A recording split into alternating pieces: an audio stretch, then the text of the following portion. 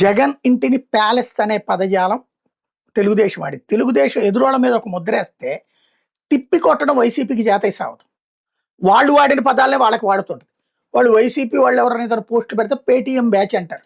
ఎప్పుడో టీడీపీనే సృష్టించిన ఒక కథనం ఎవరన్నా గనక పోస్ట్ చేస్తే ₹5 ఇస్తారు అన్నటువంటి. అది వాళ్ళు అదే విమర్శ చేస్తూ ఉంటారు. వీళ్ళు దానికి కౌంటర్‌గా తెలుగుదేశం పేటీఎంలు అంటున్నారు గానీ, ఓ పదం వాళ్ళది సృష్టించడం చేత కాలేదు. వైసీపీని సైకో అనినో, పేటీఎం గాళ్ళనినో, అట్లాగే ప్యాలెస్ అంటూ జగన్‌దంటే వీళ్ళు కూడా సేమ్ రివర్స్‌లో ప్యాలెస్ అని రాస్తారనమాట.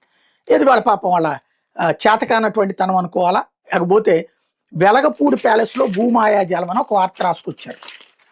ఇందులో నారా బ్రాహ్మణి పేరిట 25,000 చదరపు గజాలు కొన్నారు. అందులో వాస్తవ ధర గజం 7,500 మాత్రమే చూపించారు ఇక్కడ అన్నటువంటిది రాసుకొచ్చారు. అంటే ఎకరం వీళ్ళే రాసుకొచ్చారు. ఎకరం వచ్చేడు ₹3,75,00,000 ఉంటుంది అనేది.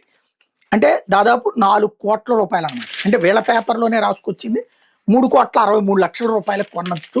అక్కడ ప్యాలెస్ కడుతున్నారు ఏకంగా 25 చదరపు గజాల్లో అన్నటువంటి. ఒకదానికి వీళ్ళు పొంతం లేనిది మొత్తం కలిపి ఒకేసారి కక్కేస్తారు. జగన్ ప్రెస్ మీట్ లాగానే మొత్తం 10-15 అంశాలు ఒకే రోజున ప్రెస్ మీట్ పెడతాయి. ఏది లీడ్ అవుతుంది?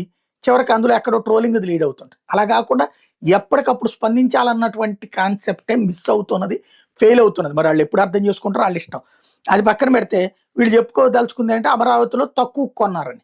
₹4,00,00,000 అమరావతిలో తక్కువ ఎందుకు అవుతుంది?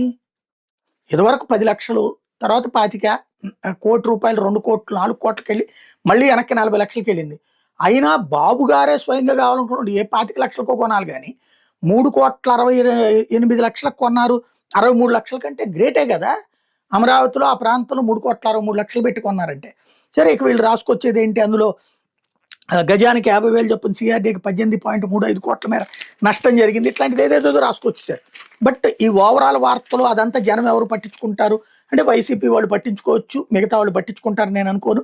వెలగపూడిలో 25,000 చదరపు గజాల్లో కొంటున్నారు.